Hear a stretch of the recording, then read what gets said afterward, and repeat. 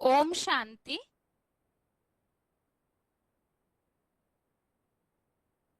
भगवत गीता श्लोक क्लास में आज का श्लोक है 13वें अध्याय का 24वां श्लोक, अध्याय 13 का श्लोक नंबर 24।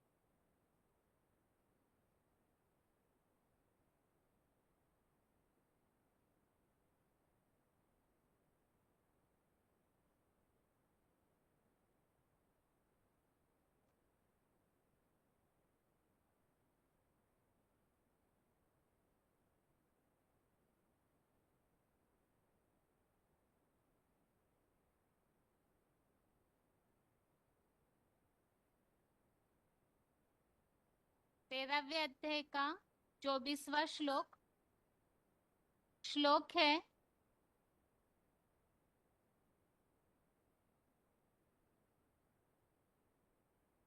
ध्याने नात्मनि पश्यन्ति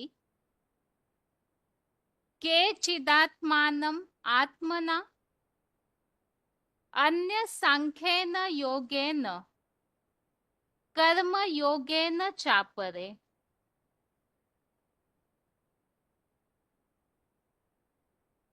आज के क्लास का श्लोक है 13वें अध्याय का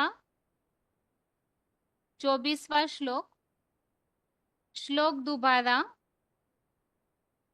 ध्याने नात्मनि पश्यन्ति केचिदात्मानम् आत्मना अन्य सांख्येन योगेन कर्म योगेन चापरे।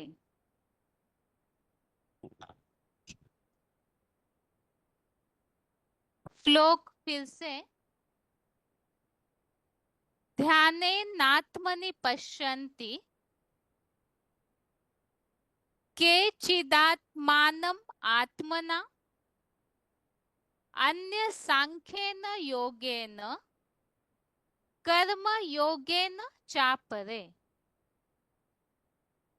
श्लोक का संधि विच्छेद है ध्यानेन आत्मनि पश्यन्ति केचित् आत्मानम् आत्मना अन्ये सांख्येन योगेन कर्म योगेन च अपरे।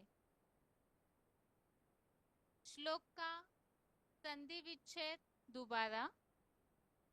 ध्यानेन आत्मनि पश्यन्ति केचित् आत्मानम् आत्मना अन्ये सांख्येन योगेन कर्म योगेन च अपरे। 13वें अध्याय का 24वां श्लोक शब्दों के अर्थ है केचित अर्थात कुछ लोग, ध्यानेन अर्थात चिंतन द्वारा, अन्य अर्थात दूसरे, सांख्येन अर्थात संपूर्ण व्याख्या से, योगेन अर्थात योग द्वारा, च अर्थात और, अपरे अर्थात अन्य,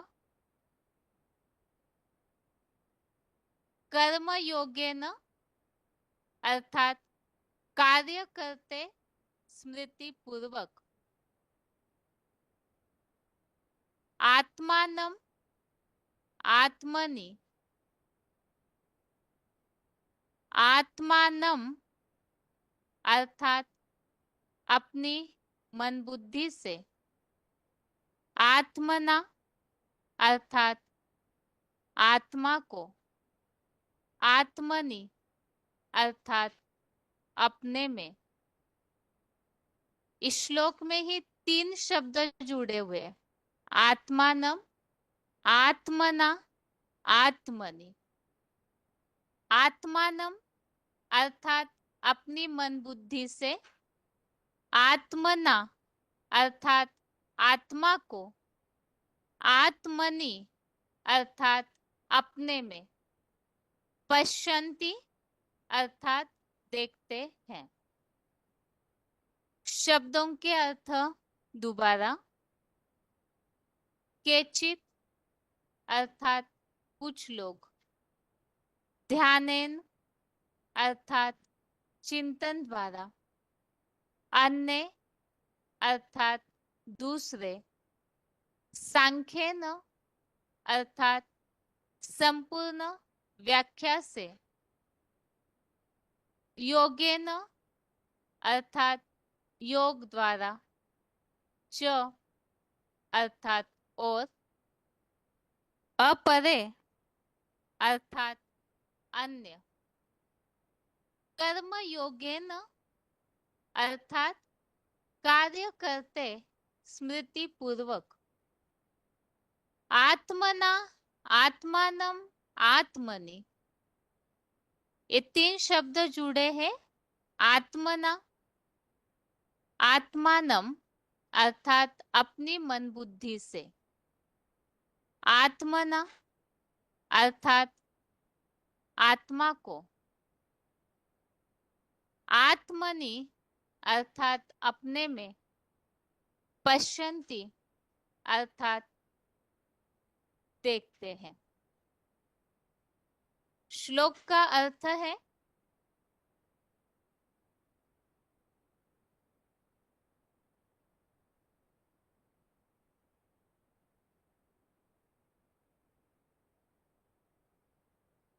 कुछ लोग चिंतन द्वारा, दूसरे संपूर्ण व्याख्या से, योग द्वारा, और अन्य कार्य करते स्मृति पूर्वक अपनी मन बुद्धि से आत्मा को अपने में देखते हैं।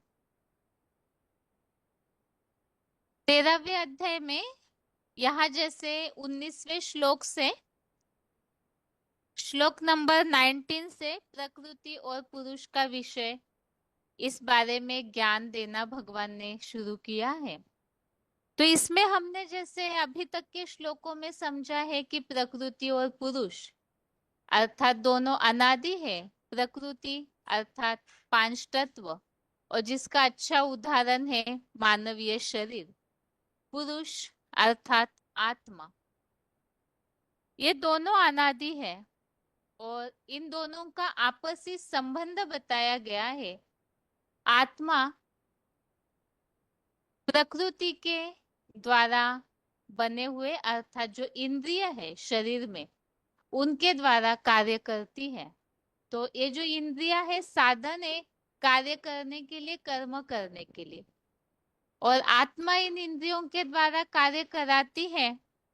तो प्रकृति के गुणों को भोगती है। आत्मा प्रकृति का अर्थात शरीर का आधार लेती है, तो प्रकृति के जो गुण है उन्हें भोगती है। सत रज तम गुण, प्रकृति के गुणों को भोगना अर्थात जैसे 3रे अध्याय में भी बताया है, इस शरीर रूपी जो 5 तत्वों का पुतला है, तो प्रकृति के कुछ नैसर्गिक नियम है जिन्हें शरीर को अनुसरण करना होता है। जैसे कि खान पान, आंखों से आंखें मिली है तो देखना। तो इस तरह से ये सारे जो भी कर्म है वो प्रकृति के तीन गुण सत रज तम, ये समय अनुसार घटते बढ़ते हैं और इसके कारण बरबस ही कर्म करने पड़ते हैं। ये नूंधा हुआ है कि शरीर को इस द्वारा आत्मा को कर्म करने हैं। तो ऐसे करते समय आत्मा इन तीन गुणों को भोगती है, अर्थात उसके द्वारा जो सुख या दुख निर्माण होता है उसे भोगती है। और परिणाम स्वरूप आत्मा जो है सत असत योनियों में, आत्मा जो जन्म मरण के चक्र में आती है उसका कारण है कि आत्मा प्रकृति के तीन गुणों को भोगती है, अर्थात इन गुणों में आसक्ति या लगाव ही आत्मा के जन्म मरण का कारण है। और बहुत साधारण भाषा में समझने के लिए शरीर, जितनी भी मन बुद्धि रूपी आत्माएं हैं उन सबको अपने शरीर से आसक्ति रहती है, लगाव रहता है, अटैचमेंट स्नेह रहता है।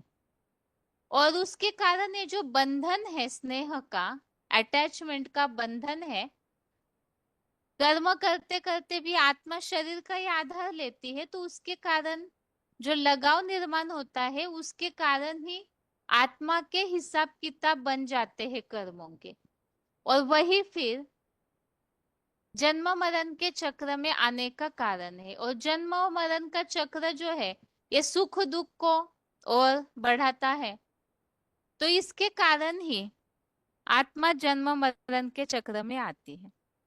अब इसीलिए ही जैसे कि 23वें श्लोक में, श्लोक नंबर 23 में हमने इस बात को समझा था, आत्मा आसक्त होती है तो जन्म मरण में आती है। अब आत्मा वास्तव में तो मूल रूप में निर्विकारी है अगर वो प्रकृति के कनेक्शन में न आए तो इसीलिए ही यहाँ 23वें श्लोक में एक तरीका बताया है कि जो आत्मा प्रकृति के इन गुणों को जान लेता है तो वो फिर इन गुणों को जानने के बाद वो इस तरह से आत्मिक स्थिति का पुरुषार्थ करता है कि वो फिर इस दुखी संसार में नहीं आता है।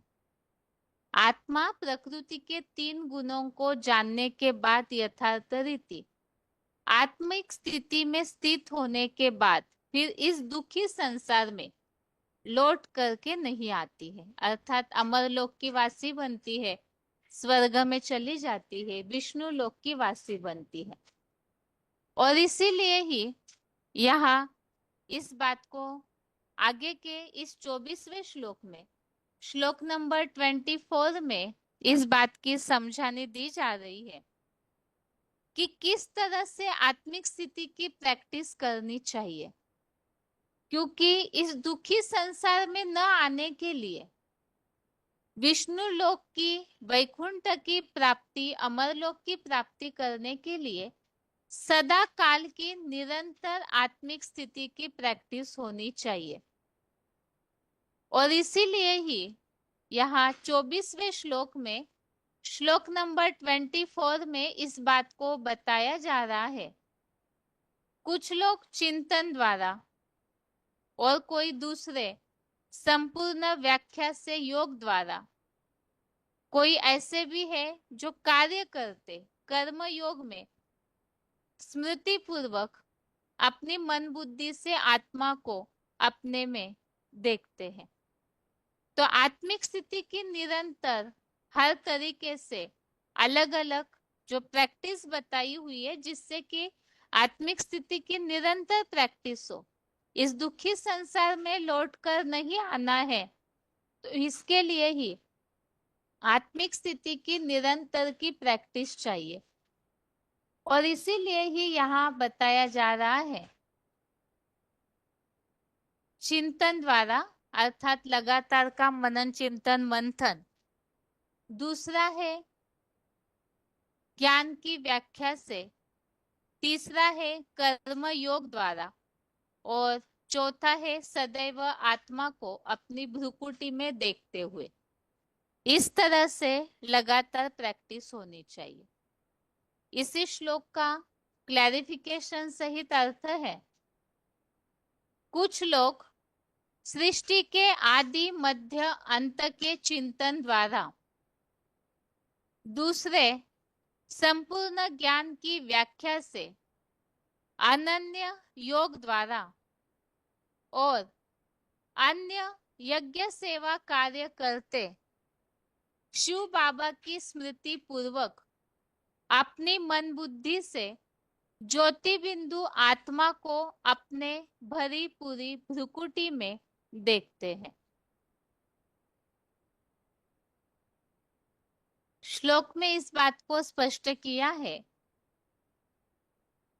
एक तो आत्मिक स्थिति की एक्यूरेट निरंतर की प्रैक्टिस कब होगी? मन बुद्धि में लगातार देहभान के संकल्प चलने का कारण, जैसे मुरलियों में हम समझते हैं, अनेक जन्म जन्म मरण के चक्र में आने के कारण जो देहभान का सुख भोगा है, उसके कारण लगातार संकल्प चलते रहते हैं। अब आत्मिक स्थिति की प्रैक्टिस करना है तो आत्मा को इसे बदल करके लगातार अपने 84 जन्मों के चक्र का मनन चिंतन मंथन करना चाहिए। तो अगर आत्मिक स्थिति की प्रैक्टिस करते करते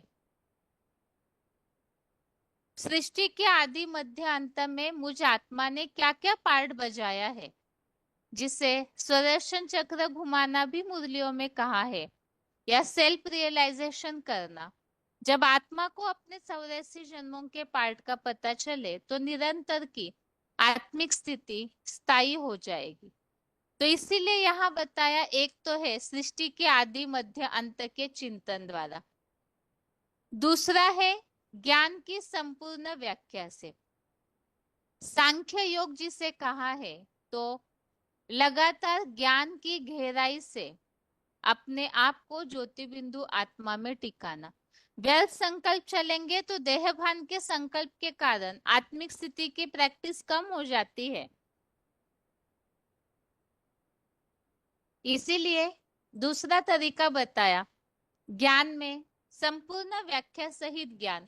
इसमें बातें काफी आती है, जैसे कि परमात्मा चिंतन, एक तो आत्मचिंतन है, दूसरा है इस सृष्टि चक्र का ज्ञान, इसके अलावा वर्ल्ड की हिस्ट्री ज्योग्राफी जिसे मुरलियों में कहा हुआ है, कल्प वृक्ष का ज्ञान, स्वर्गीय दुनिया का ज्ञान। ज्ञान में बहुत सारे अलग अलग सब्जेक्ट है, तो ये सारे ज्ञान को व्याख्या सही डिटेल में जानना, अर्थात ही ज्ञान की पूरी तरह से पराकाष्ठा हो। और बताया अनन्य योग द्वारा, ज्ञान की व्याख्या से ही अनन्य योग द्वारा, जिसे सांख्य योग मुरलियों में या भगवत गीता में कहा है, और अन्य यज्ञ सेवा कार्य करते, जिसे कर्म योग कहा है। चाहे अपना निजी कार्य हो, चाहे लौकिक कार्य हो, चाहे यज्ञ सेवा का कार्य हो, हर कार्य करते समय शिव बाबा की स्मृति पूर्वक योग लगाते हुए अपनी मन बुद्धि को आत्मिक स्थिति में जितना टिकेंगे उतना शिव बाबा की याद भी यथार्थ आएगी, और अपनी मन बुद्धि से ज्योति बिंदु आत्मा को अपनी भरी पूरी भ्रुकुटी में देखते हैं। तो लगातार इस तरह से हर कार्य करते समय आत्मिक स्थिति की प्रैक्टिस करना, और ये करने का कारण हमने 23वें श्लोक में पहले ही समझा कि जो प्रकृति के गुणों को जान लेते हैं कि प्रकृति के गुणों के कारण, अर्थात देहभान आने के कारण ही आत्मा विकारी बनती है, सुख दुख में आती है, जन्म मरण के चक्र में आती है। इसीलिए निरंतर की आत्मिक स्थिति की प्रैक्टिस, इस देह से आत्मा को ऊपर उठाना है, तो उसके लिए तरीका बताया, सदैव ज्ञान का चिंतन, कर्म योग, और तीसरा ज्ञान की संपूर्ण व्याख्या सहित ज्ञान को जानना। और ऐसे करते समय निरंतर अपनी आत्मिक स्मृति, आत्मा ज्योति बिंदु भ्रुकुटी में निवास करती है, इस बात की निरंतर की स्मृति रखना। तो इस श्लोक में एक तरीका बताया हुआ है। अभी इसी श्लोक संबंधित रेफरेंस श्लोक समझते हैं।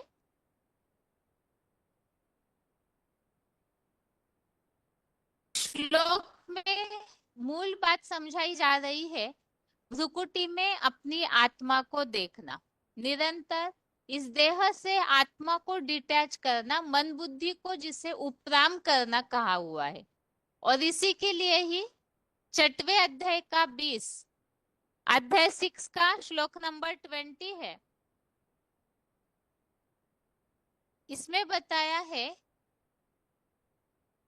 जिस अव्यक्त अवस्था में आत्मा का परमात्मा से योगाभ्यास द्वारा नितांत वशीभूत चित्त परमात्मा में उपराम हो, जहां अपने मन बुद्धि से भ्रू मध्य में ज्योति बिंदु स्वरूप में स्थिर अव्यक्त आत्मा को देखता हुआ आत्म रूप में ही संतुष्ट होता है। तो यहाँ योग लगाते समय, निरंतर का योग अभ्यास करते समय आत्मा को देखना, इस बात के लिए इस श्लोक को स्पष्ट किया है। और 15वें अध्याय का 10वां अध्याय 15 का श्लोक नंबर 10, इस श्लोक में स्पष्ट किया हुआ है,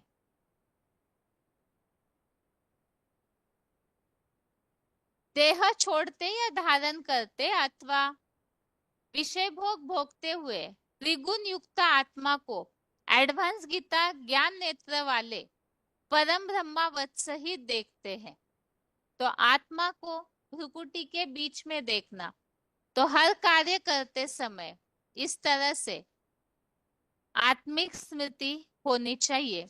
और 15वें अध्याय का 11वां अध्याय 15 का श्लोक नंबर 11, इसमें भी इस बात को स्पष्ट किया है, यत्नवान योगी इस भरी पूरी भ्रुकुटी में योग ऊर्जा से परिपूर्ण आत्म किरण ज्योति बिंदु को अपने प्रकृतिकृत देह के भ्रूमध्य में सदा मन बुद्धि से भली भांति स्थित हुआ देखते हैं।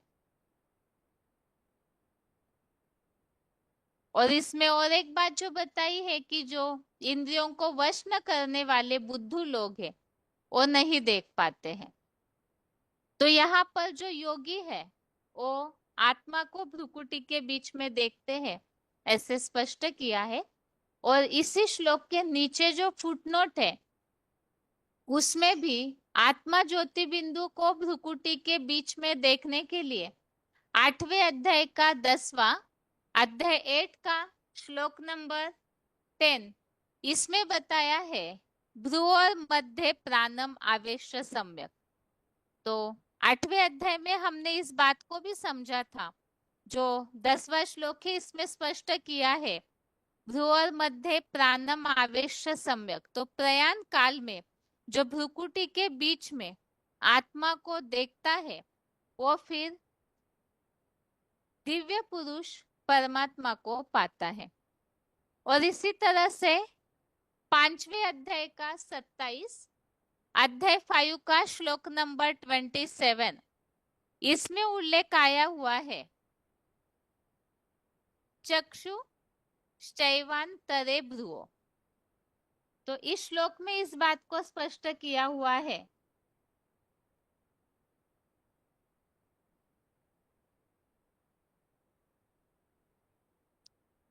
मन बुद्धि रूपी ज्योति बिंदु आत्म नेत्र को भ्रुकुटी के बीच में देखना।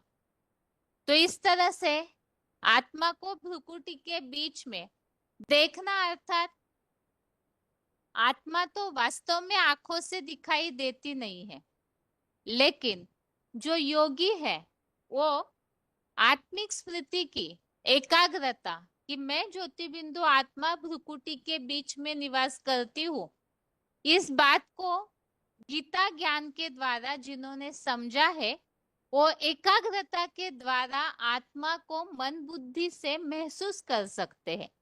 जितनी जितनी एकाग्रता की प्रैक्टिस होगी, मैं ज्योति बिंदु स्वरूप आत्मा भ्रुकुटी के बीच में निवास करती हूँ, स्टार जैसी दिखती हूँ, इस बात की जितना जो एकाग्रता से अटल निश्चय बुद्धि पूर्वक प्रैक्टिस करते हैं, तो उन्हें आत्मा महसूस होगी।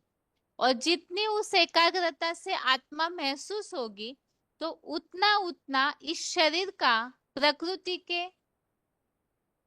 प्रकृति के द्वारा जो मिला हुआ शरीर है, उसका जो भान है या आसक्ति है वो उतनी ही निकलती जाएगी, क्योंकि आत्मा जितना महसूस करेंगे तो उतना ही शरीर के प्रति, ये शरीर विनाशी है, ये पांच तत्वों का पुतला विनाशी है, इस बात की महसूसता या ज्ञान बुद्धि में उतना ही बैठता जाएगा। तो इस तरह से आज के श्लोक में हमने मुख्य बात समझी है आत्मिक स्थिति की प्रैक्टिस, और वो किस तरह से करनी है उसे हमने समझा है। एक तो आत्मचिंतन, मैं आत्मा 84 जन्म के चक्र में कौन सा पार्ट बजाई हूँ, तो स्वदर्शन चक्र घुमाना, जिससे ही सृष्टि के आदि मध्य अंत के चिंतन द्वारा ऐसे स्पष्ट किया है। और इसके अलावा इस बात को भी स्पष्ट किया है कि ज्ञान की व्याख्या द्वारा, जिसे सांख्य योग भगवत गीता में कहा है, तो ज्ञान में जो अलग अलग सब्जेक्ट्स है, बहुत सारी बातों का ज्ञान भगवान सृष्टि पर आकर देते हैं, उस ज्ञान का मनन चिंतन मंथन करना, गहराई से व्याख्या सहित ज्ञान को जानना, तो सांख्य योग द्वारा जानना। कर्म योग के द्वारा, अर्थात कर्म करते समय भी उपराम अवस्था, सदैव शिव बाबा की याद और ज्योति बिंदु स्वरूप आत्मा की प्रैक्टिस, इस तरह से आत्मलोक में अमरलोक की अनुभूति करनी है, तो आत्मिक स्थिति की प्रैक्टिस महत्वपूर्ण है। अभी आज के श्लोक का उच्चारण सुनते हैं, उसके बाद पॉइंट्स।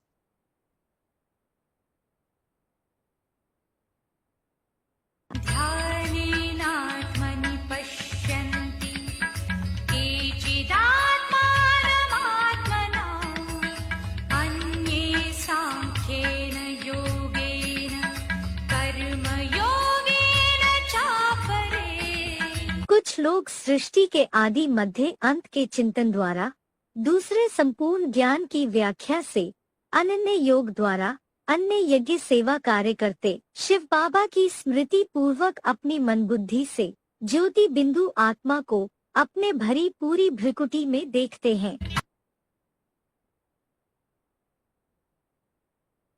ध्यानेनात्मनि पश्यन्ति केचिदात्मानमात्मना अन्ये साङ्ख्येन योगेन कर्मयोगेन चापरे।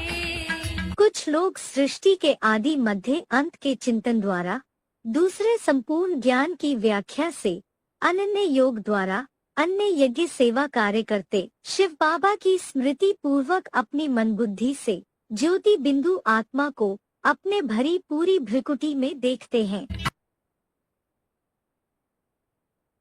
अभी आगे श्लोक संबंधित पॉइंट समझते हैं।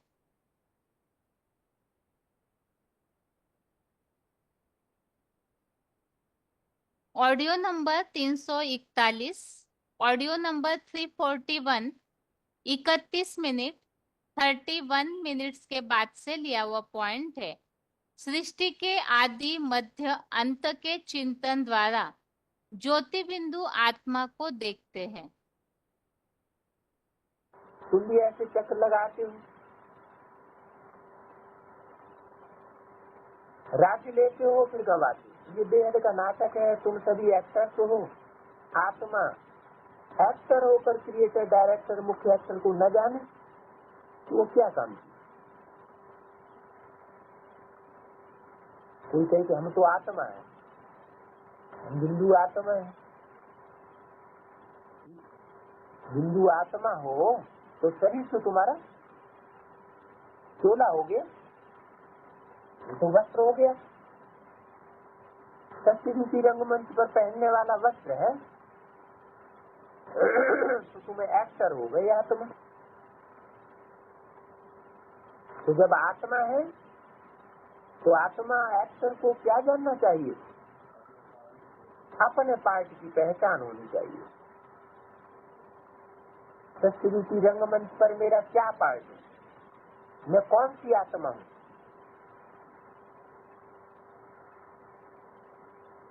कल्प कल्प क्या पार्ट बजाती है, तो क्या कहेंगे?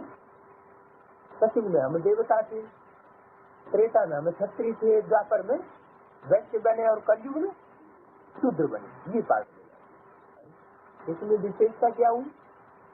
ये तो जो भी भारतवासी हैं वो सभी यही पार्ट बजाते हैं। ये तो हो गई सामान्य नाली, सामान्य ज्ञान। विशेष ज्ञान क्या हुआ?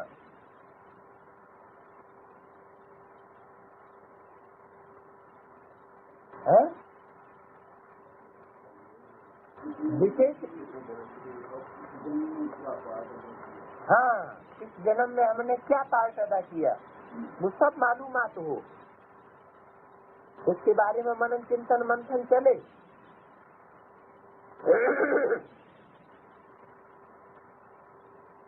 तो काम का एक्टर हुआ। तुम बच्चे जानते हो कैसे आत्मा शरीर धारण करती है और पार्ट बजाती है। अब फिर वापस जाना। अब ये पुरानी दुनिया का अंत है। कितनी सहज बात है, परंतु मनुष्य कितने बेसमझ। तुम बच्चे ही जानते हो बाप कैसे गुप्त बैठे हैं। जैन भी है, गोदरी में करतार देखा। अब देखा कहें या जाना कहें, बात तो एक ही है। आत्मा को देख सकते हैं।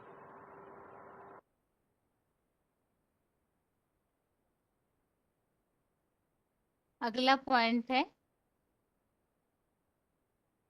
VCD number 3222, VCD number 323222, 17 minute 17 minutes के बाद से लिया हुआ पॉइंट है। सृष्टि के आदि मध्य अंत के चिंतन द्वारा ज्योति बिंदु आत्मा को अपने भरी पूरी भ्रिकुटी में देखते हैं।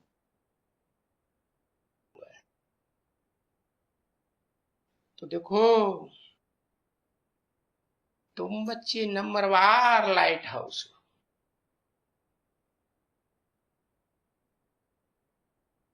सुदर्शन चक्रधारी हो। उन्होंने तो रथ के पहिए का चक्कर दिखाई दिया है। देहधारी धर्मगुरुओं ने, शास्त्रवादियों ने। है उसका नाम स्व माने आत्मा, दर्शन माने जो भी ज्योति बिंदु आत्मा है, जिसकी यादगार भारत में अभी तक भी माताएं बिंदु के रूप में लगाती है, स्टार के रूप में लगाती है ना। बाप भी आकर के बताते हैं तुम बच्चे क्या करो, अपने भ्रिकुटी मध्य में भी स्टार सफेद लगाओ, तो तुमको याद रहे। दूसरों को भी कहो, जो भी ब्राह्मण बनते हैं, ब्रह्मा की औलाद, उनको भी कहो अपन को आत्मा समझने के लिए है स्टार लगाओ, जो स्टार ही याद आवे, है ना। हाँ, याद आवे।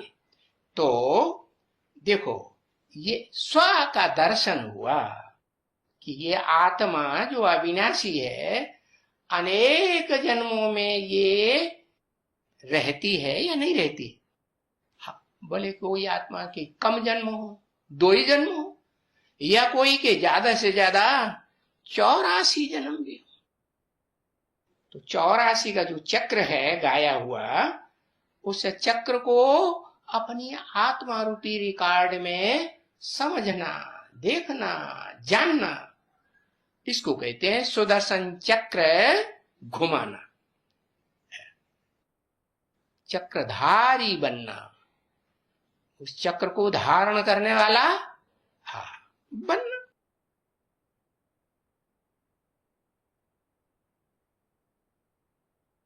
अगला पॉइंट है वार्तालाप नंबर 1942, डिस्कशन नंबर 1942, 22 मिनट के बाद से लिया हुआ पॉइंट है। ज्ञान की व्याख्या से अपनी आत्मा को देखते हैं। ज्ञान को कहा जाता है सांख्य।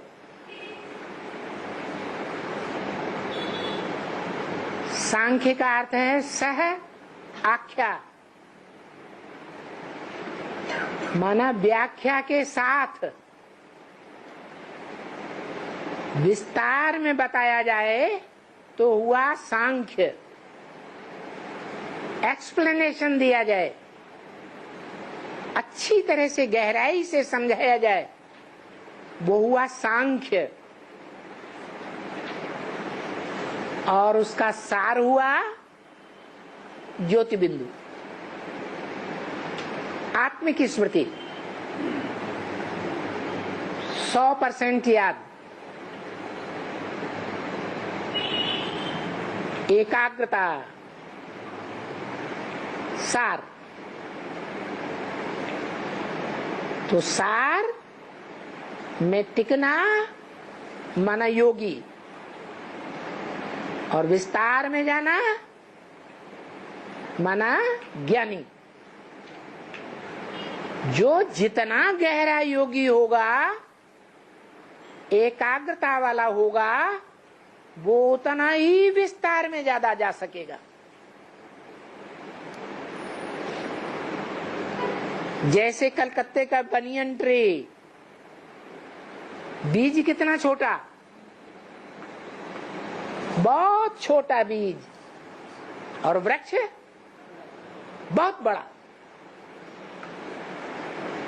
ऐसे ही आत्माओं का हिसाब है। आत्माएं जितना सार में टिकने वाली होंगी, उतना ही वो ज्ञान का विस्तार कर सकेंगी। और जो ज्यादा ज्ञान का विस्तार कर सकेंगी, वो ज्यादा से ज्यादा जन्म लेंगी इस सृष्टि रूपी रंगमंच पर, और सारी सृष्टि की आदि से लेकर के अंत तक अनुभवी बनेंगे। जो बाबा कहते हैं, जिसने अंत किया उसने सब कुछ किया। आदि सो अंत।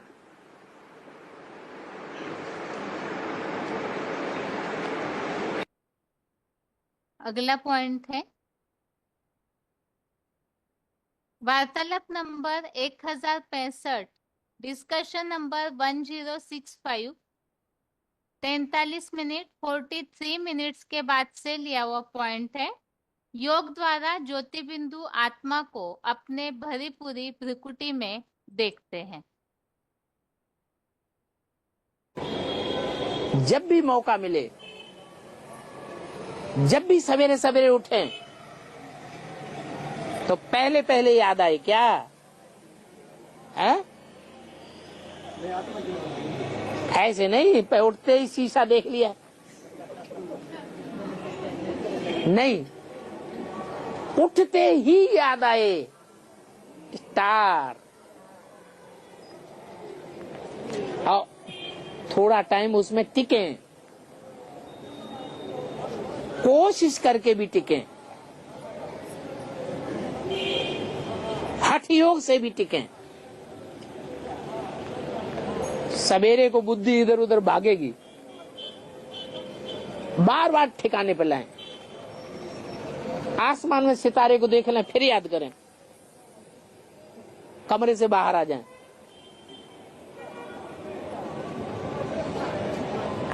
जितनी प्रैक्टिस करेंगे सवेरे को आत्मिक स्मृति की, सारा दिन आत्मिक स्मृति पक्की रहने से बाप की याद काम करते करते भी आती रहेगी,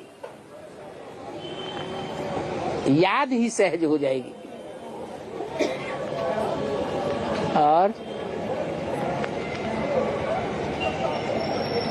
ऐसे नहीं, रात को जब सोते सवेरे को उठते हैं, तभी अगर दोपहर को भी सो जाएं, तो सोने के बाद जब उठें तो पहले पहले आत्मिक स्थिति बने। स्टार को याद करें, फिर देखो सारा दिन अवस्था बनती है कि नहीं बनती है। अगला पॉइंट है वार्तालाप number 1357, discussion number 1357, 23 minute 23 minutes के बाद से लिया हुआ पॉइंट है। योग द्वारा ज्योति बिंदु आत्मा को अपने भरी पूरी भ्रिकुटी में देखते हैं।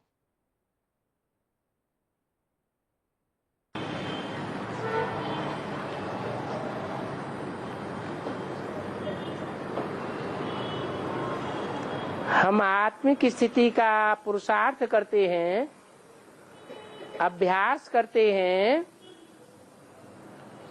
वो अभ्यास का समय याद में गिनती होगा या नहीं होगा?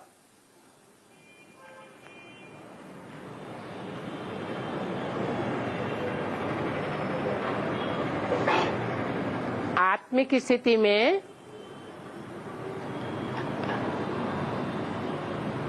हम भ्रकुटी को याद करते हैं या भ्रकुटी में ज्योति बिंदु को याद करते हैं? ज्योति बिंदु को याद करते हैं। और बाबा ने बोला है तुम जब आत्मिक स्थिति में रहते हो तो तुम्हारी आत्मिक स्थिति से परमपिता परमात्मा दूर नहीं रह सकता। जहां आत्मा रूपी बच्चा है वहां परमपिता परमात्मा मौजूद है। इसका मतलब ये नहीं है कि हमारी अपनी भ्रकुटी के बीच में परमपिता परमात्मा शिव है। नहीं, परमपिता का तो मुकर्रर रथ है।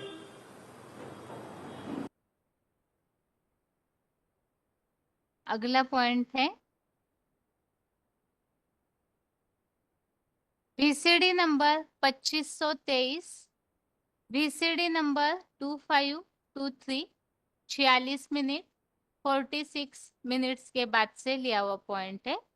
कार्य करते शिव बाबा की स्मृति पूर्वक आत्मा को अपने भरी पूरी भ्रिकुटी में देखते हैं। समझते हैं अंगूष्ठ में साला आत्मा है तो अंगूठे में साला शालिग्राम बना दिए। अभी तो बाप ने आके बताया है ये अंगूठा तो बहुत बड़ा होता है, अगर इसमें मिसाल आत्मा हो तो भ्रकुटी में गुम्मड़ पड़ जाए। क्या? तो ऐसी तो मैं नहीं हूं, कोई आत्मा नहीं है। मैं भी ऐसा नहीं हूं और तुम आत्माएं भी ऐसी नहीं हो। अति सूक्ष्म ज्योति बिंदु अणु से भी अणु। तो सदैव ये याद रहना चाहिए। क्या? घड़ी घड़ी कर्म करते याद क्या आए है? कुछ भी कर्म करते याद आए मैं स्टार आत्मा। इस गीता में भी तो कहा ना, शृण्वन् पश्यन् जिघ्रन्, ऐसे ऐसे बोला ना। कुछ भी करते करते क्या याद आए? मैं आत्मा ज्योति बिंदु। क्योंकि अगला पॉइंट है VCD नंबर 2416, VCD नंबर 2416, 3 घंटा 36 मिनट 3 hours 36 मिनट्स के बाद से लिया हुआ पॉइंट है। कार्य करते शिव बाबा की स्मृति पूर्वक आत्मा को अपने भरी पूरी भ्रिकुटी में देखना है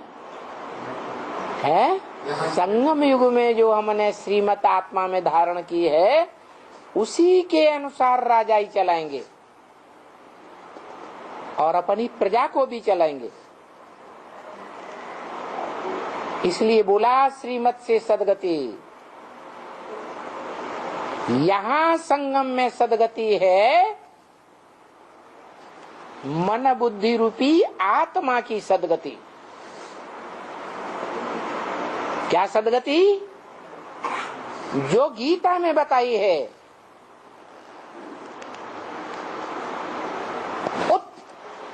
हरे आत्मा आत्मानम,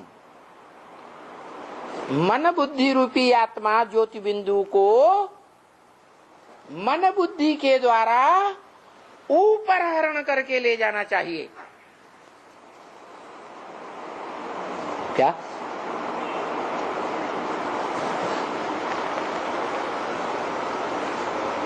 सिर्फ आत्मा को ऊपर हरण करके ले जाने का काम करें,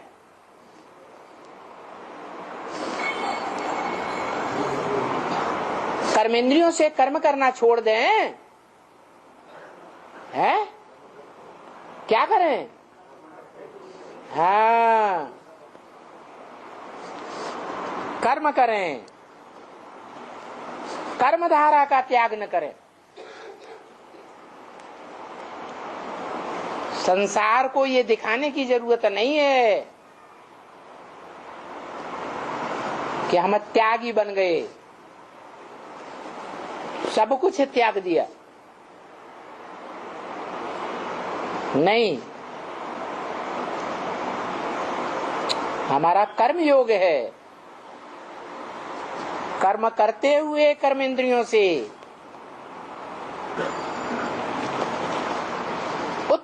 हरेत आत्मा आत्मानम, उत माने ऊपर, हरेत माने हरण करके ले जाए बुद्धि से जबरदस्ती। क्या? अगर आत्मा कोई स्थिति ऐसी आ जाती है ऊपर की ओर जाती ही नहीं, मन बुद्धि ऊपर नहीं जाती है, ज्योति बिंदु रूपी आत्मा को हम ऊपर याद ही नहीं कर पाते हैं, तो भी क्या करें? हैं? छोड़ दें? अरे बच्चा है, छोड़ दो, छोड़ दें? हैं? नहीं, जैसे बच्चा या बच्चा बुद्धि कुमार्ग पर जाता है तो माँ बाप उसे कान पकड़ करके रास्ते पर ले जाते हैं, ऐसे ही जो ज्योति बिंदु रूपी आत्मा है उस ज्योति बिंदु आत्मा को जबरियन उत्तरे ऊपर को ले जाए, कर्म इंद्रियों से कर्म करते हुए। ना आत्मानम अवसादये, इस ज्योति बिंदु आत्मा को नीचे न गिरने दे, गड्ढे में न जाने दे। अगर कर्म करते आत्मा ज्योति बिंदु गड्ढे में चली गई तो क्या होगा? है दुर्गति हो जाएगी। तो गीता ज्ञान में श्रीमत क्या कहती है? यहां ब्राह्मण जीवन में सदगति क्या है? सत माने सच्ची गति, और दुर्गति क्या है? ज्योति बिंदु आत्मा को ऊपर ऊपर ले जाना, ऊंचे स्टेज में रखना, ये है सत गति। और ज्योति बिंदु आत्मा कर्म करते अगर नीचे कर्म इंद्रियों की ओर जाए तो है दुर्गति। दुह माने दुष्ट गति। इस तरह से 13वें अध्याय के 24वें श्लोक संबंधित पॉइंट्स हमने समझे, जिसमें आत्मिक स्थिति की प्रैक्टिस और उसका महत्व समझाया हुआ है। और इस श्लोक को हमने, यहाँ विशेष टॉपिक इस श्लोक में यही है, आत्मिक स्थिति की प्रैक्टिस से ही इस दुखी संसार में वापस नहीं आ सकते। तो लगातार आत्मिक स्थिति की प्रैक्टिस कैसे करनी चाहिए, इस शरीर से डिटैच होने की प्रैक्टिस कैसे होनी चाहिए, इसके लिए ही समझानी दी हुई है। एक तो आत्मा के 84 जन्मों के पार्ट का रियलाइजेशन करना कि मैं आत्मा ने कहा कि स्थान विशेष, धर्म विशेष, राज्य विशेष में कैसा पार्ट बजाया है, इस पर मनन चिंतन मंथन करना।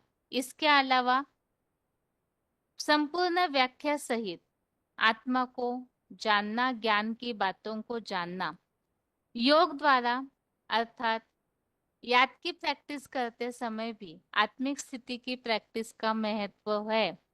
और हर कर्म करते समय भी, जैसे बताया, जब भी मौका मिले या सुबह उठते उठते, दिन में भी कभी सोकर उठते हैं, तो उस समय तुरंत ही आत्मिक स्थिति की प्रैक्टिस होनी चाहिए। ऐसे जितना जितना उद्धरेत आत्मना आत्मानम, आत्मा को जितना मन बुद्धि रूपी आत्मा को ऊंची स्टेज में ले जाएंगे, अर्थात इस शरीर से डिटैच देह भान के जो भी कर्म है उसमें मन बुद्धि रूपी आत्मा लिंपायमान नहीं होनी चाहिए।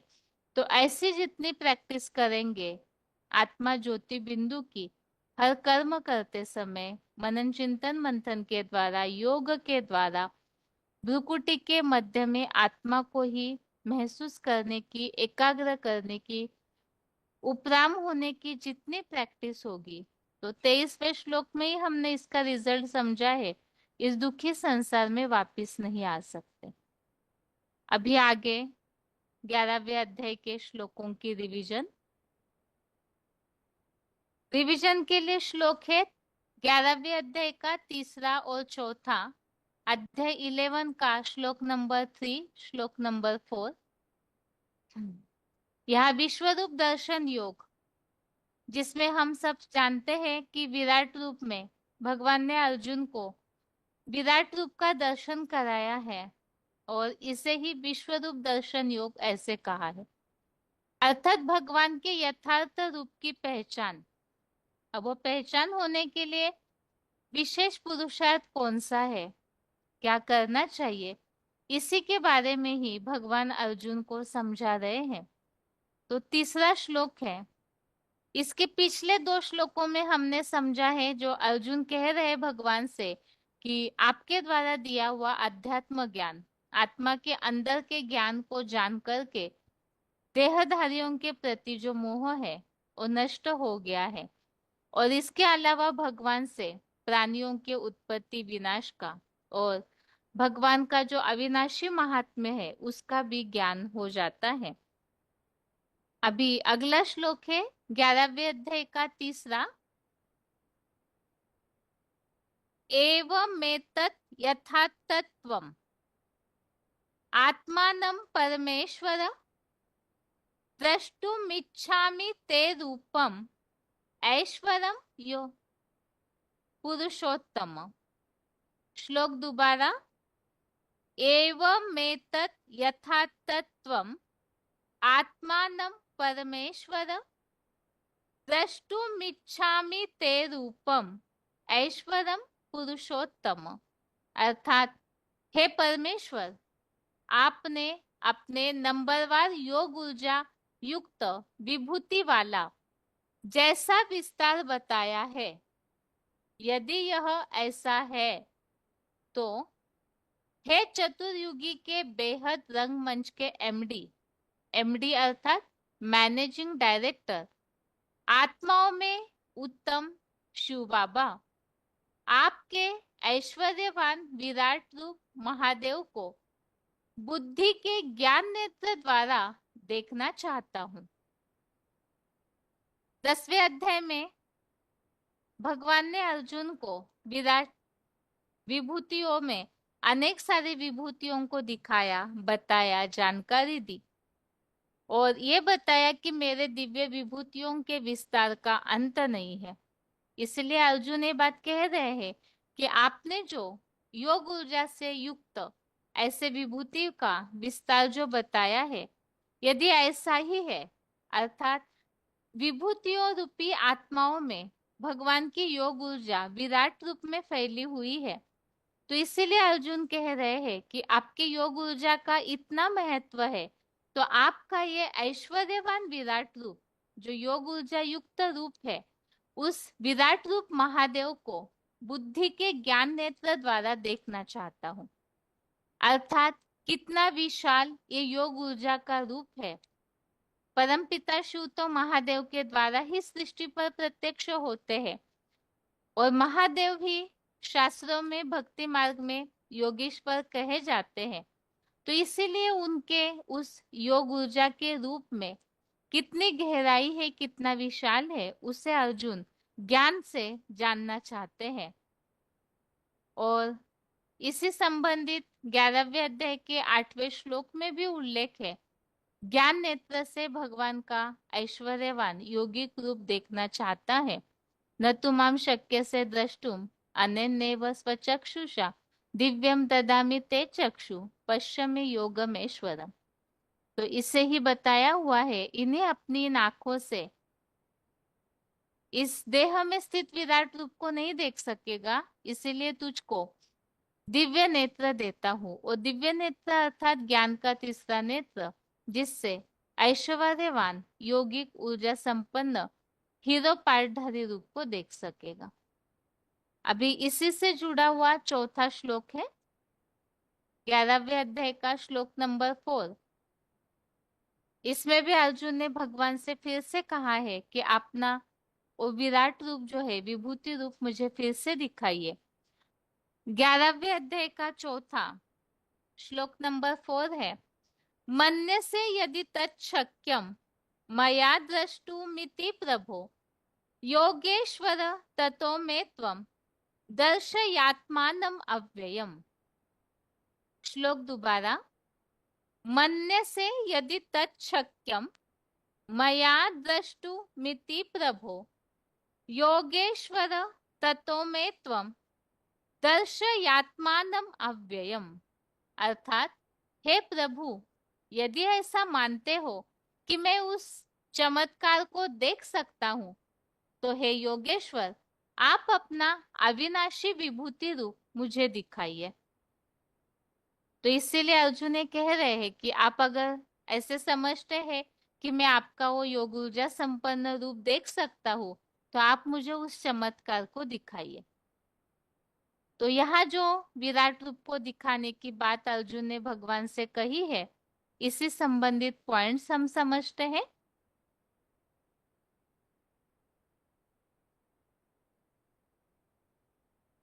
भगवान की विभूतियां जानने के बाद अर्जुन ने क्या इच्छा प्रकट की। 10वें अध्याय में अर्जुन को ढेर सारी विभूतियों के बारे में भगवान ने बताया। विभूतियां क्या है, किस तरह से तैयार होती है, योग ऊर्जा से विभूतियां तैयार होती है, और मुख्य विभूतियों के बारे में भी बताया। 4 मानस पुत्र है, रुद्रगण है, जो ये दुनिया सारी वैरायटी उस विभूतियों रूपी प्रजा है।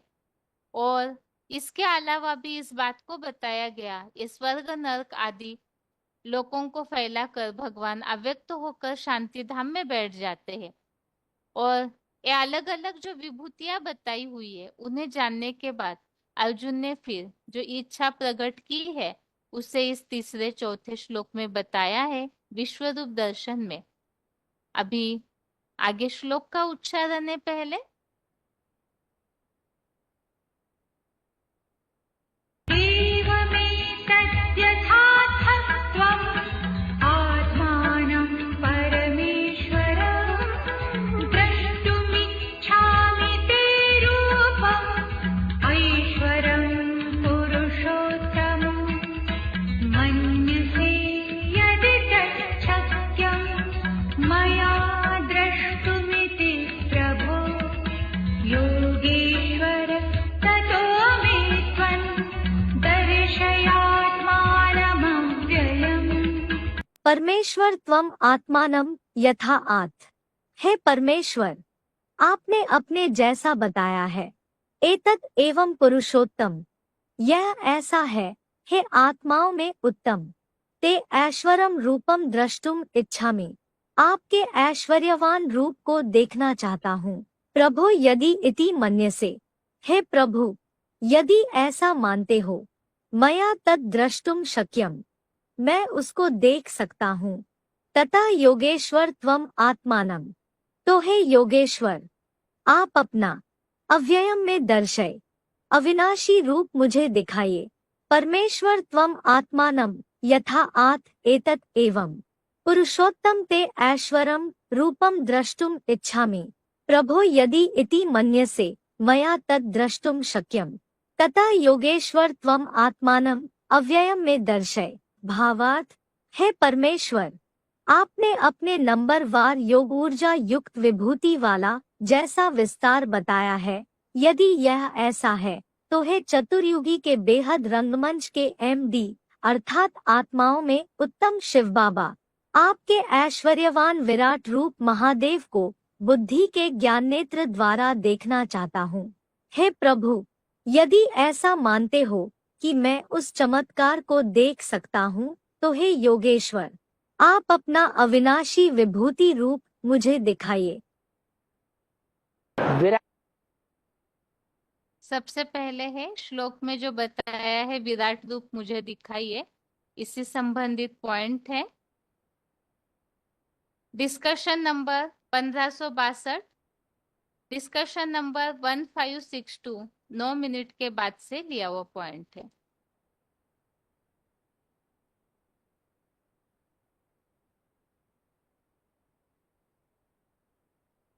विराट रूप का क्या अर्थ है?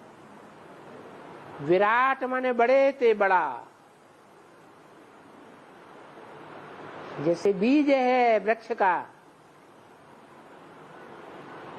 तो वृक्ष का बड़ा रूप क्या है? बीज धरनी में बोएंगे तो पहले छोटा पौधा बनेगा, 2-4 पत्ते, वो बड़े से बड़ा रूप है क्या है?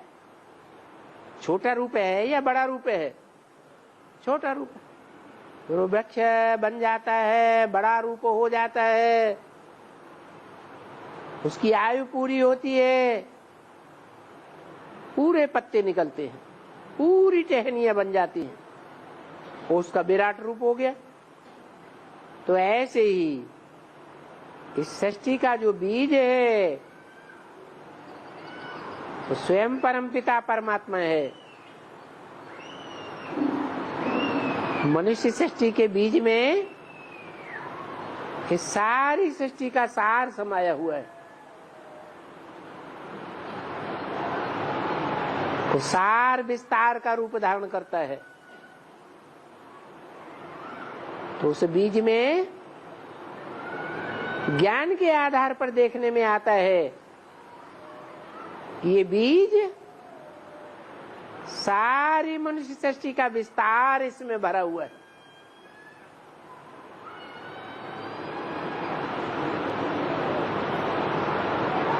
ना हम ते सुते मये, वो पत्ते पत्ते उसमें है,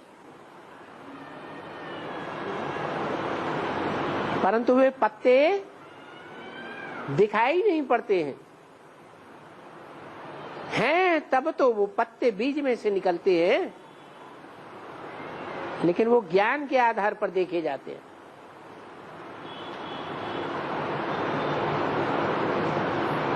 ये मनुष्य सृष्टि के बीज के लिए बात बताई, वो कैसे विष्णु का रूप धारण करता है, ब्रह्मा से विष्णु बनता है। अव्वल नंबर ब्रह्मा तो अव्वल नंबर विष्णु, अव्वल नंबर ब्रह्मा है प्रजापिता ब्रह्मा, तो अव्वल नंबर विष्णु का विराट रूप, विस्तार का रूप दिखाया गया। उसमें देवताएं भी दिखाए हैं, उसमें राक्षस भी दिखाए हैं, उसमें जानवर भी दिखाए हैं, ब्राह्मण वैश्य शूद्र सब दिखाए। सारी सृष्टि का उसमें साक्षात्कार हो सकता है। उसे विराट रूप कहा गया है। विराट माने विस्तार। जब परम धाम को कोई, अगला पॉइंट है विराट रूप महादेव। महादेव के द्वारा ही विराट रूप प्रत्यक्ष होता है, इस संबंधित पॉइंट है। VCD नंबर 2364, VCD नंबर 2364, 1 घंटा 9 मिनट 1 आवर 9 मिनट्स के बाद से लिया हुआ पॉइंट।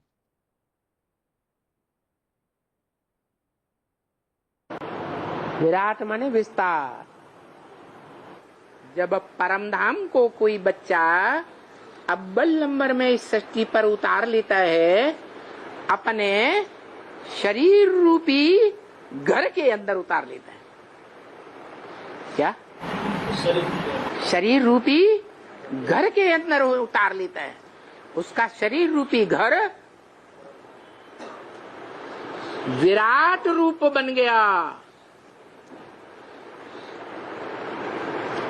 परम पद विष्णु को कहा जाता है। विष्णु का विराट रूप प्रसिद्ध है या नहीं? उसमें क्या क्या दिखाया जाता है? सारी दुनिया दिखाई जाती। ब्राह्मण, देवता, क्षत्रिय, वैश्य, शूद्र, सभी वर्ण दिखाई जाते या सिर्फ ब्राह्मण दिखाई जाते हैं?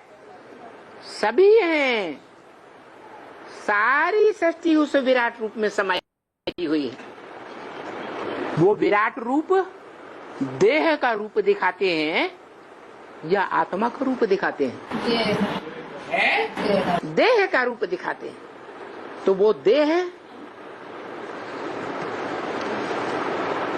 जड़त्वमयी है या चैतन्य है? आवाज वाली है? कैसी है?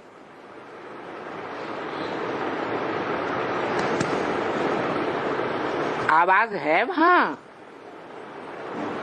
वहां जब आत्माएं पहुंचेंगी तो वहां आवाज करेंगी? नहीं करेंगी। वो स्टेज मनुष्य सृष्टि रूपी झाड़ के ऊपर दिखाई है। कौन बैठा है? शंकर बैठा है। तो ऐसे नहीं है कि अगला पॉइंट है चतुर्युगी के बेहद रंगमंच के एमडी शिव बाबा। VCD number 2632, VCD number 2632।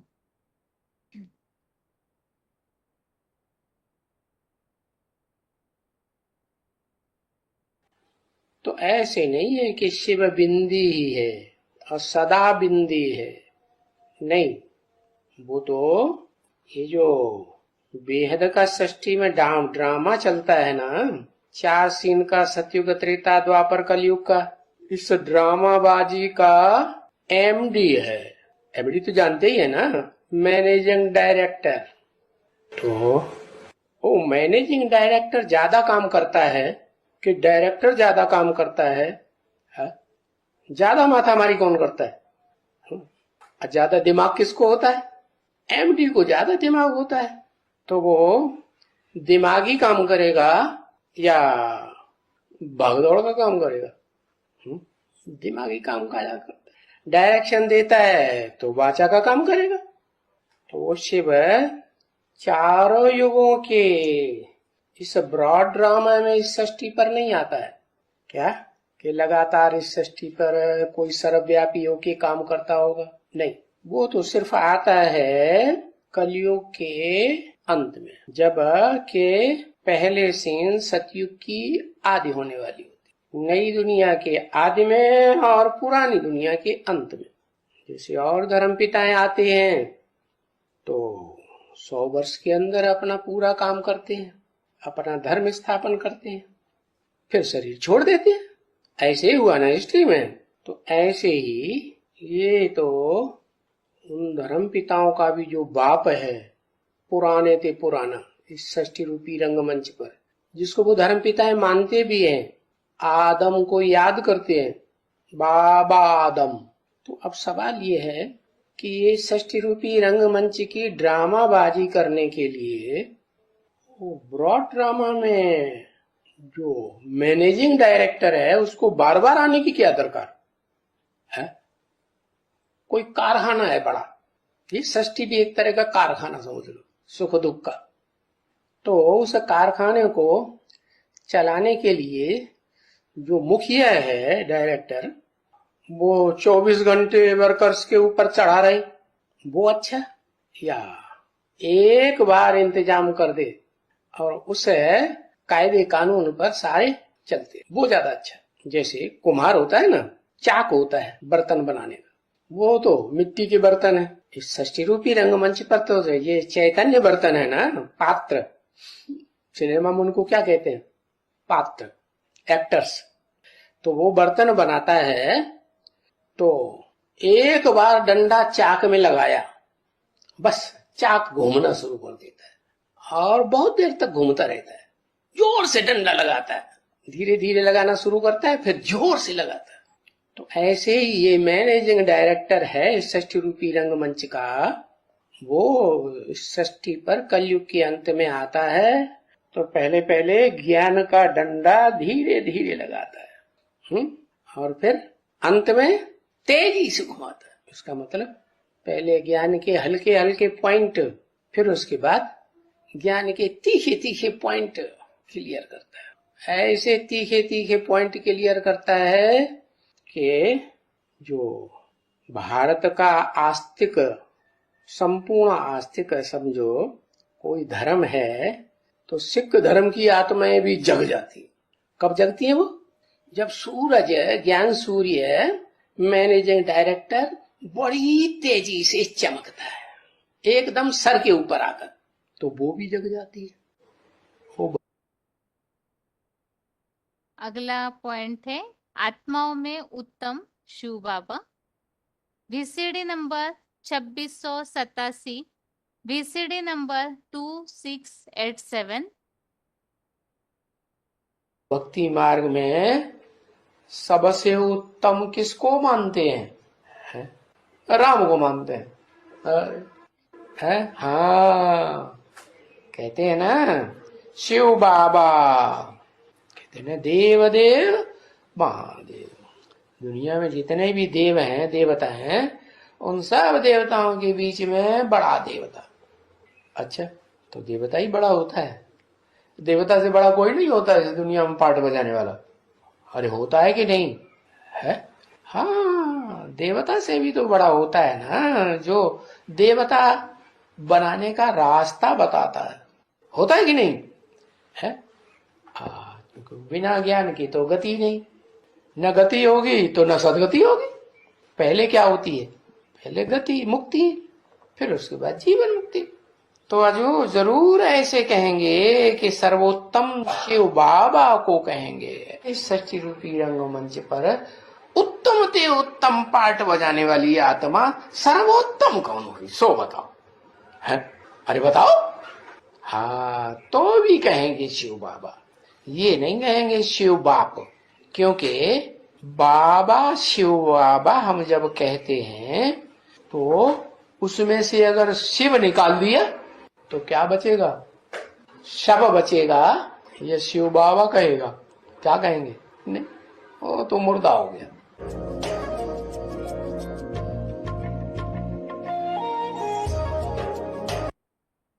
अभी आज का श्लोक है, एक बार इसे दोबारा पढ़ के फिर आज का क्लास पूरा करते हैं। 13वें अध्याय का 24 श्लोक है। ध्याने नात्मनि पश्यन्ति केचिदात्मानम् आत्मना अन्ये सांख्येन योगेन कर्म योगेन चापरे। श्लोक दोबारा। ध्याने नात्मनि पश्यन्ति केचिदात्मानम् आत्मना अन्ये सांख्येन योगेन कर्म योगेन चापरे। अर्थात कुछ लोग सृष्टि के आदि मध्य अंत के चिंतन द्वारा, दूसरे संपूर्ण ज्ञान की व्याख्या से, अनन्य योग द्वारा और अन्य यज्ञ सेवा कार्य करते शिव बाबा की स्मृति पूर्वक अपनी मन बुद्धि से ज्योति बिंदु आत्मा को अपने भरी पूरी भ्रुकुटी में देखते हैं। आत्मिक स्थिति की प्रैक्टिस की आवश्यकता और किस तरह से कब आत्मा समझने की प्रैक्टिस करनी है, वही श्लोक में महत्व और तरीका बताया हुआ है। और कारण हमने पहले ही श्लोक में समझा है कि जितना जितना जो प्रकृति से डिटैच होकर प्रकृति के गुणों को समझ करके जो आत्मिक स्थिति की प्रैक्टिस करते हैं, आत्मा में स्थिर हो जाते हैं, वो फिर इस दुखी संसार में नहीं आते। इसीलिए बताया, चाहे तो आत्मा का चिंतन करके स्वदर्शन चक्र घुमाकर कि सृष्टि में मैंने क्या क्या पार्ट बजाया है, तो जितनी जितनी बीज रूप स्थिति की आत्म ज्योति बिंदु की स्थिति की प्रैक्टिस करके अपने पार्ट का रियलाइजेशन करने का मंथन करेंगे। तो दूसरा बताया, संपूर्ण ज्ञान की व्याख्या द्वारा, अन्य योग द्वारा, कर्म योग के द्वारा यज्ञ सेवा का कार्य करते हुए या तो कोई भी कार्य करते हुए जब भी मौका मिले अपनी आत्मा को भ्रुकुटी के बीच में महसूस करने की प्रैक्टिस करनी चाहिए, मन बुद्धि को एकाग्र करने की प्रैक्टिस करनी चाहिए, जिसके लिए बताया हमेशा आत्मा ऊपर की ओर ही जाए, नीचे अधोगति में न जाए। और इसी संबंधित रेफरेंस श्लोक हमने समझे थे। 6वें अध्याय का 20वां अध्याय 6 का श्लोक नंबर 20, इसमें भी बताया है अपने मन बुद्धि को भ्रूमध्य में ज्योति बिंदु में स्थिर आत्मा को देखता हुआ आत्मा में ही संतुष्ट होता है। 15वें अध्याय का 10वां अध्याय 15 का श्लोक नंबर 10, इसमें भी बताया है ज्ञान नेत्र वाले ही त्रिगुण युक्त आत्मा को देख पाते हैं। और 15वें अध्याय का 11 अध्याय 15 का श्लोक नंबर 11, इसमें भी बताया हुआ है यत्नवान योगी भरीपुरी भ्रुकुटी में योग ऊर्जा से परिपूर्ण आत्म किरण ज्योति बिंदु को अपने प्रकृतिकृत देह के भ्रू मध्य में सदा मन बुद्धि से भली भांति स्थित हुआ देखते हैं। और इसी संबंधित इसी श्लोक के फुटनोट में जो श्लोक नंबर दिए हैं, 8वें अध्याय का 10वां अध्याय 8 का श्लोक नंबर 10, भ्रू और मध्य प्राणम आवेश सम्यक, भ्रुकुटी के बीच में प्राण रूप आत्मा समाई हुई होती है। ऐसे अचल अडोल भक्ति भाव से जो प्रैक्टिस करते हैं तो फिर दिव्य पुरुष परमात्मा को पाते हैं। और 5वें अध्याय का 27 अध्याय 5 का श्लोक नंबर 27, इसमें बताया है चक्षुश्चैवांतरे भ्रुवो। इस तरह से आज के श्लोक का अर्थ हमने पॉइंट्स के साथ समझा है। साथ में रिवीजन 11वें अध्याय का 3रा और 4था श्लोक। और इसके साथ ही आज के लिए गीता क्लास यहाँ पूरा करते हैं। ओम शांति।